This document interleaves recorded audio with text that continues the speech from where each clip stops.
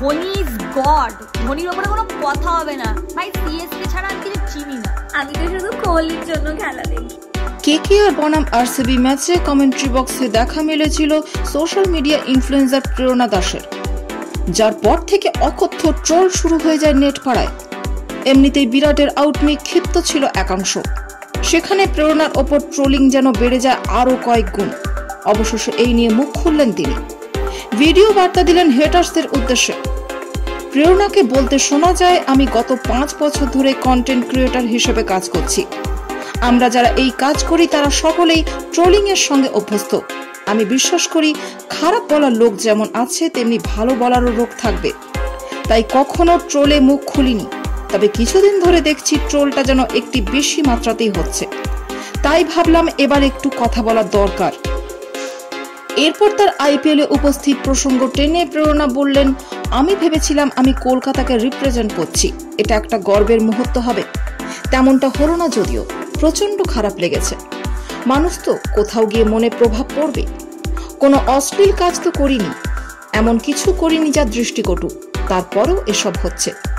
অকথ্য ভাষায় গালাগালি করছে লোক, কে ডিজার্ভিং আর কে ডিজার্ভিং না সেটা তো এরা ঠিক করবে না। লোক তো কোহলিকেও গালাগালি দেয়। প্রেরণার দাবি তিনি মেয়ে বলে এই ট্রোলিং এর মাত্রাটা আকাশ ছুঁয়েছে। বললেন, আমার আগেও বহু ক্রিয়েটর গিয়েছে, রাহুল গেছে, উন্মেস্তা গিয়েছে। আমার মনে হয় একটা মেয়ে বলেই এত লোকের সমস্যা, যে ও কিভাবে পৌঁছে গেল ওখানে। মুম্বাই দিল্লিতেও কিন্তু হচ্ছে, শুধু কলকাতায় নয়। এখনো অনেক লোক বোঝে না ক্রিয়েটরদের ক্ষমতা কতটা। এখন কিন্তু ক্রিয়েটরদের জাতীয় পুরস্কারও দেওয়া হচ্ছে। আমি ভেবেছিলাম আমার কলকাতাকে রিপ্রেজেন্ট করা কলকাতাবাসীর কাছে গর্বের হবে, কিন্তু তা হয়নি। একটা শব্দ ব্যবহার করতে বাধ্য হচ্ছি, কিছু মানুষের ফেটেছে। বর্তমানে নেট দুনিয়ায় ট্রোলের বাড়বাড়ন্ত কতটা প্রভাব ফেলে কোনো মানুষের মনে, তাও উল্লেখ করতে ভুললেন না এই সুন্দরী। বলতে শোনা গেল, ট্রোলিং নিয়ে ভাববো না, এটা হয় না। আমরা তো মানুষ, রোবট নয়, মাথায় চলেই আসে, ঘুরতে থাকে সর্বক্ষণ। আমি অনেকের চোখের জল ফেলেছি, যাই হোক সেটা নিয়ে এখন বলবো না, তাহলে অন্য ট্রোল হবে। এই ট্রোল কিন্তু মানসিকভাবে প্রভাব ফেলে।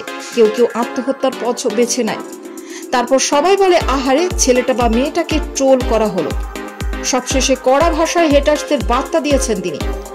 আমি একজন ফ্যানগার্ল হিসেবে গিয়েছিলাম কেকেআর এর ম্যাচে, সেখান থেকে আমি বসেছিলাম কমেন্ট্রি বক্সে। ভেবেছিলাম কলকাতার মানুষ গর্ব করবেন। যাই হোক, এত লোককে হিংসে করতে দেখে একটু অবাক হয়েছি, তবে অনেকে আমাকে শুভেচ্ছাও জানিয়েছেন। আমার ভালোবাসার সেই মানুষগুলোকে অনেক ধন্যবাদ, এভাবেই আমার পাশে থাকবেন। ট্রেলারদের আমার আর আলাদা কিছু বলার নেই।